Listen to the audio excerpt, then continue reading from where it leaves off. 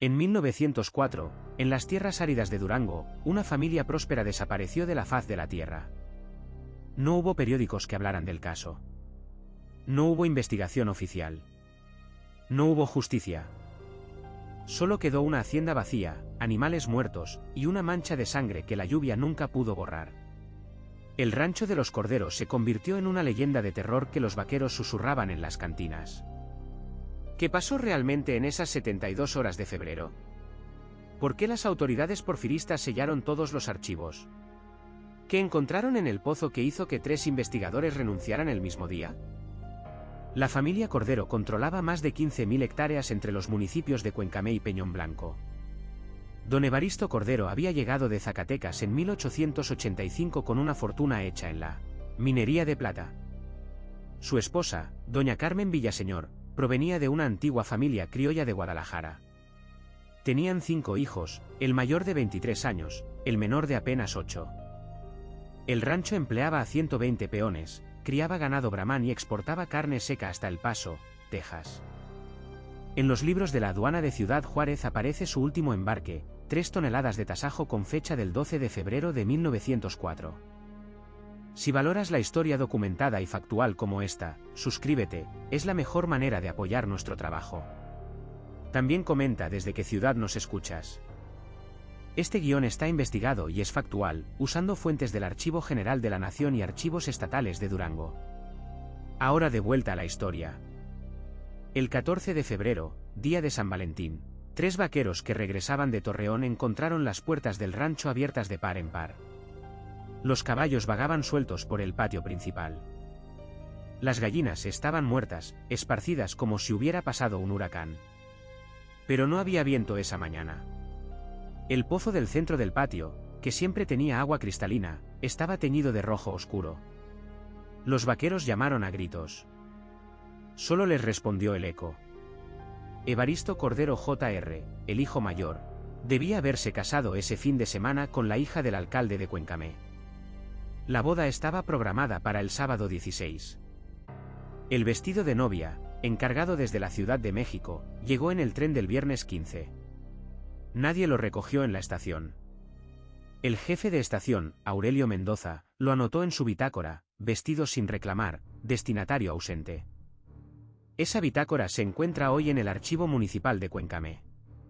Los 3 vaqueros que descubrieron la escena eran Sostenes Aguilar, Macedonio Torres y un tal Chávez del que no se conservó el nombre completo. Sostenes era el vaquero más experimentado, 30 años trabajando para los Cordero. En su testimonio, que sobrevivió en los archivos parroquiales de Cuencamé, describió lo que vio. La casa grande estaba abierta, pero nadie respondía. Las camas estaban revueltas como si hubiera habido lucha. En la cocina, la comida estaba servida en la mesa, pero fría como piedra. 7 platos. Pan mohoso. Café con nata cuajada. Macedonio Torres encontró algo que los otros no habían visto. En el establo, colgando de una viga, había una soga nueva con un nudo corredizo. Pero no había cuerpo. Solo la cuerda, balanceándose. En el suelo, una huella de bota que no pertenecía a ninguno de los Cordero. Era más pequeña, de tacón bajo, como las que usaban los rurales porfiristas. Torres la midió con su sarape, 7 cuartas de largo. El alcalde de Cuencamé, don Próspero Herrera, llegó al rancho el domingo 17 con 4 rurales federales. Su informe oficial, archivado en el juzgado de primera instancia, es escueto. Se presenta desaparición de familia completa. No hay indicios de paradero. Se procede a inventario de bienes. Pero existe otro documento, una carta privada que Herrera escribió a su hermano en Durango capital, encontrada en 1978 entre sus papeles personales. En ella dice: «Hermano, he visto cosas que no debería ver ningún cristiano. Hay un mal en este rancho que no se puede nombrar. Inventario oficial, 500 cabezas de ganado vacuno, 200 caballos, un patrimonio estimado en 50.000 pesos de la época. Pero faltaban cosas. Los rifles Winchester de la familia habían desaparecido. El cofre de hierro donde don Evaristo guardaba los pesos de plata estaba abierto y vacío. Más extraño aún, faltaban todas las fotografías familiares. Cada daguerrotipo, cada retrato, cada imagen que hubiera mostrado las caras de los Cordero había sido arrancado de sus marcos. El pozo del patio tenía 8 metros de profundidad. Los rurales bajaron con cuerdas a investigar. El cabo Eustaquio Morales, veterano de las campañas contra los yaquis, subió después de 20 minutos vomitando. Su compañero, el rural Benigno Saucedo, se negó a bajar después de ver la cara de Morales. En el parte oficial escribieron: pozo contaminado, no apto para consumo humano. Pero Morales, años después, en una cantina de Torreón, le dijo a un periodista: en ese pozo había huesos. Muchos huesos. Pero no eran de animales. El cura de Cuencamé, padre Anselmo Rodríguez, bendijo el rancho el lunes 18. En su diario personal, que se conserva en el Archivo Diocesano de Durango, escribió: he sentido en esta casa una presencia que hiela la sangre. Las paredes sudan una humedad que no es de este mundo. He rogado a Dios que me dé fuerzas para terminar la bendición, pero mis manos temblaban tanto que derramé el agua bendita. El padre Rodríguez salió del rancho y nunca más volvió a mencionarlo en público. Los peones del rancho habían desaparecido también, pero no todos al mismo tiempo. Según los registros del comisario ejidal, 10 familias habían abandonado sus jacales en la madrugada del 13 al 14 de febrero. Pero 20 familias más siguieron trabajando normalmente hasta el viernes. ¿Qué sabían los que se fueron? ¿Por qué esperaron los otros? El comisario, Tiburcio Navarrete, anotó en su cuaderno: los que se fueron llevaron solo lo puesto. Los que se quedaron ya no están. Testimonio clave: doña Refugio Salinas, cocinera de los Cordero durante 15 años. Había salido del rancho el jueves 13 para visitar a su madre enferma en San Pedro del Gallo. Cuando regresó el lunes, el rancho estaba ya acordonado. En su declaración ante el alcalde dijo: el patrón don Evaristo estaba muy nervioso esa semana. No dormía bien. Decía que habían llegado hombres preguntando por él, pero no quiso decir quiénes. Doña Carmen lloraba sin razón. Los niños no querían salir de la casa. Refugio Salinas mencionó algo más en su testimonio. La noche del miércoles 11, llegó un hombre a caballo.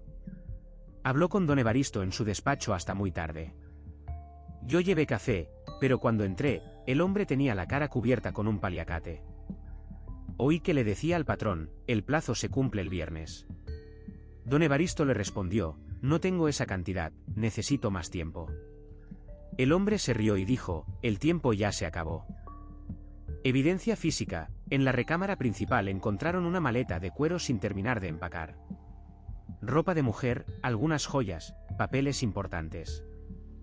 Entre esos papeles había una carta de un banco de El Paso, Texas, fechada el 8 de febrero de 1904. La carta, conservada en el expediente judicial, demandaba el pago inmediato de un préstamo por $15,000 americanos. La deuda había sido garantizada con las tierras del rancho. Los números no mentían.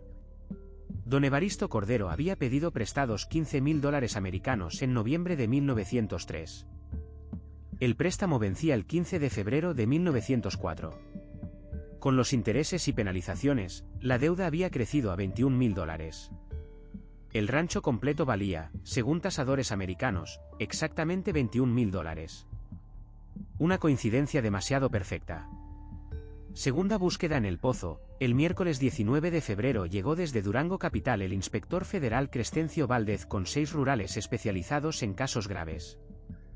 Valdez tenía experiencia en masacres de bandidos y levantamientos indígenas. Ordenó vaciar completamente el pozo. Trabajo de 2 días completos, con bombas de mano y poleas.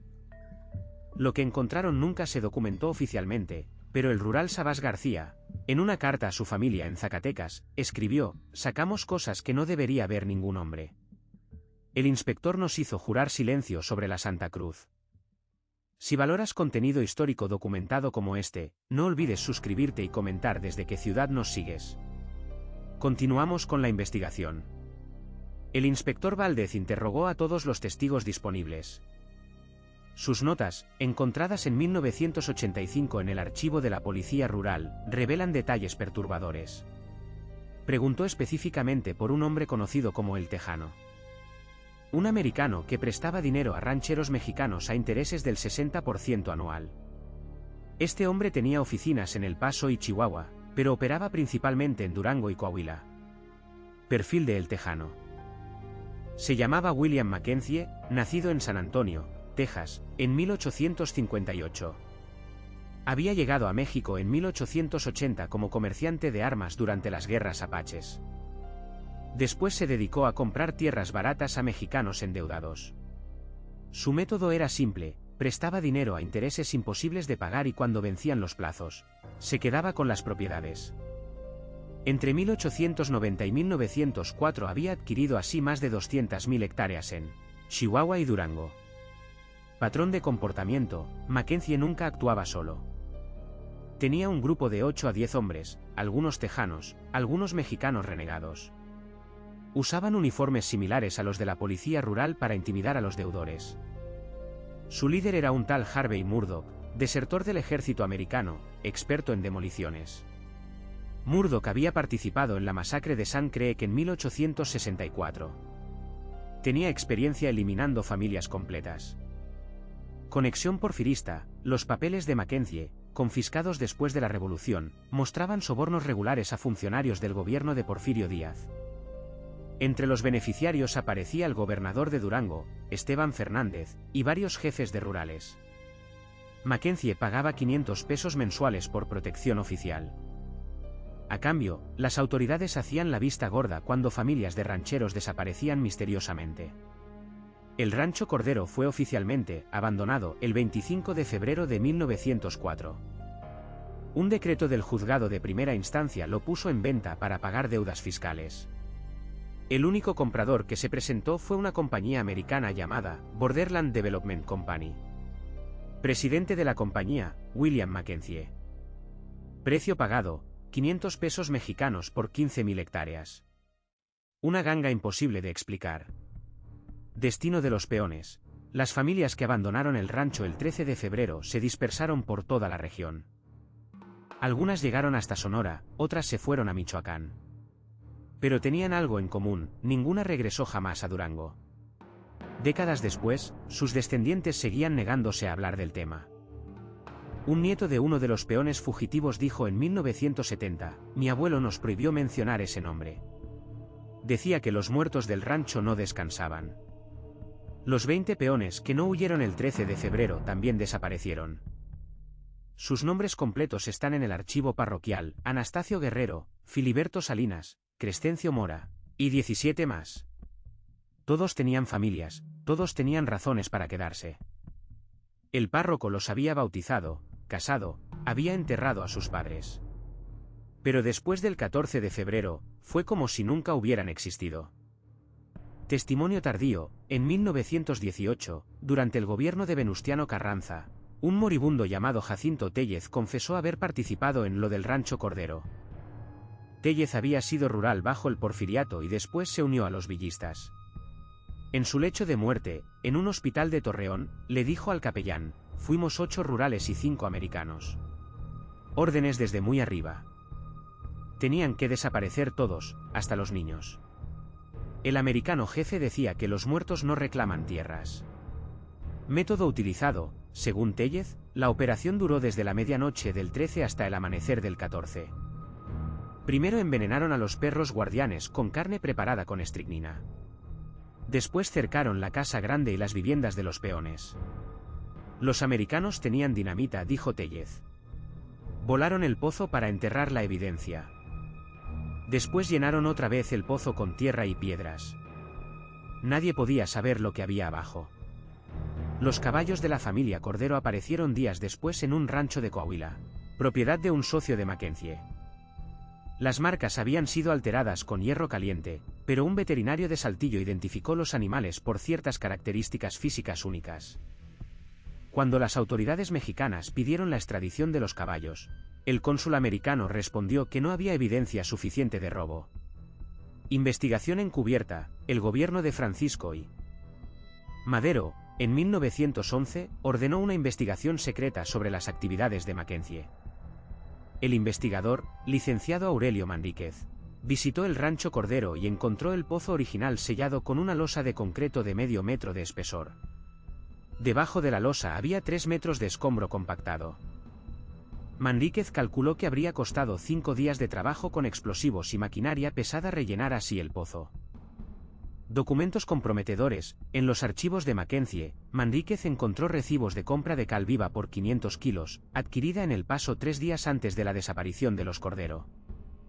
También encontró telegramas cifrados entre Mackenzie y sus hombres. Un telegrama del 14 de febrero decía: trabajo terminado. Terreno limpio. Procediendo según plan. Estaba firmado con las iniciales HM, Harvey Murdoch. Madero ordenó la captura de Mackenzie, pero el americano había huido ya a Estados Unidos. Las autoridades tejanas se negaron a extraditarlo alegando que los cargos eran políticos. Mackenzie murió en San Antonio en 1923, rico y respetado. Su obituario en el San Antonio Express lo describía como pionero del desarrollo fronterizo y filántropo. Consecuencias para los cómplices mexicanos. Varios funcionarios porfiristas fueron arrestados después del triunfo maderista. El exgobernador Esteban Fernández fue fusilado en Chihuahua en 1913, oficialmente por traición. Pero los testigos dijeron que antes de morir gritó: «Los de Cordero me persiguen». El jefe de rurales que había protegido a Mackenzie, Coronel Refugio Velasco, desapareció en 1912. Su caballo fue encontrado sin jinete cerca del rancho Cordero. El rancho cambió de manos varias veces durante la Revolución. Villa lo usó como campamento en 1914. Sus hombres encontraron huesos humanos cuando cavaron letrinas, pero Villa prohibió hacer preguntas. «Los muertos están muertos», decía. «Nosotros luchamos por los vivos». Después del asesinato de Villa en 1923, el rancho fue abandonado definitivamente. Evidencia arqueológica. En 1976, estudiantes de arqueología de la Universidad Autónoma de México visitaron las ruinas del rancho Cordero. Encontraron fragmentos de huesos humanos en un radio de 200 metros alrededor del pozo sellado. Un análisis forense preliminar sugirió que los huesos pertenecían a personas de diferentes edades, incluidos niños. La universidad suspendió la excavación por razones de seguridad. Leyendas locales. Los habitantes de Cuencamé y Peñón Blanco desarrollaron toda una mitología alrededor del rancho maldito. Decían que en las noches sin luna se escuchaban gritos y llantos que venían de las ruinas. Los vaqueros evitaban pasar cerca del lugar después del atardecer. Varios reportaron haber visto luces extrañas y figuras que caminaban entre los escombros. Un pastor evangélico intentó exorcizar el lugar en 1950 y murió de un infarto durante la ceremonia. Último testimonio. En 1992, poco antes de morir, Sostenes Aguilar, hijo, nieto del vaquero que encontró el rancho vacío, reveló un secreto familiar. Su abuelo había guardado algo que encontró ese día de febrero, un daguerrotipo pequeño que mostraba a toda la familia Cordero reunida. En el reverso, con letra de mujer, estaba escrito: «Para que nos recuerden cuando ya no estemos». Carmen Villaseñor de Cordero, enero de 1904. El rancho Cordero sigue siendo propiedad privada. Los actuales dueños, una empresa inmobiliaria de Monterrey, han intentado desarrollar el terreno varias veces, pero todos los proyectos fracasan. Los trabajadores se niegan a quedarse después de la primera semana. Las máquinas se descomponen sin explicación. En 2010, una excavadora que intentaba nivelar el terreno se hundió hasta las orugas en el lugar exacto donde había estado el pozo original. Los archivos oficiales sobre el caso Cordero permanecen clasificados en el Archivo General de la Nación. Según la ley mexicana, deberían haberse abierto al público en 1974, 70 años después de los hechos. Pero cada vez que alguien solicita acceso, recibe la misma respuesta: documentos extraviados durante reorganización de archivos. Sin embargo, empleados del archivo han confirmado off the record que los expedientes existen y ocupan 3 cajas completas. En 2004, exactamente 100 años después de la masacre, un grupo de historiadores locales intentó organizar un acto conmemorativo en el sitio del rancho. Las autoridades municipales de Cuencamé negaron los permisos alegando razones de seguridad pública. Cuando los historiadores preguntaron qué tipo de peligro podía haber en unas ruinas centenarias, no recibieron respuesta. La verdad sobre el rancho Cordero murió con sus víctimas en febrero de 1904. Pero en 2018, durante las obras del gasoducto que conecta Durango con la frontera americana, las máquinas excavadoras encontraron algo que hizo que la constructora suspendiera el proyecto indefinidamente. Los trabajadores hablan en voz baja de huesos pequeños y de más de los que cabían en una familia. El sitio fue rodeado con valla metálica y declarado zona arqueológica protegida. Hoy, si manejas por la carretera federal que conecta Cuencamé con Peñón Blanco, puedes ver a la distancia las ruinas del casco de la hacienda. Las paredes de adobe se desmoronan lentamente bajo el sol implacable de Durango. Los mezquites han invadido lo que fueron corrales y establos. Pero en el centro del terreno, donde estuvo el pozo, hay un círculo perfecto donde nada crece. Ni hierba, ni arbustos, ni siquiera maleza. Solo tierra estéril que rechaza toda vida. Los mapas oficiales de Durango ya no marcan el Rancho Cordero. En las cartas topográficas del INEGI aparece simplemente como terreno baldío. Pero los GPS satelitales, alimentados por bases de datos americanas, siguen mostrando el nombre original. Y si configuras el dispositivo para mostrar puntos históricos, aparece una pequeña cruz negra con la leyenda: Sitio de interés arqueológico. Acceso restringido. 70 familias desaparecieron en febrero de 1904. Sus nombres están grabados en una placa de bronce que se encuentra en el cementerio de Cuencamé, colocada ahí por sus descendientes en 1980. La placa dice simplemente: a nuestros muertos del Rancho Cordero. Que la tierra les sea leve. Pero la tierra de Durango guarda sus secretos como guarda sus minerales, en lo profundo, esperando que alguien tenga el valor de excavar.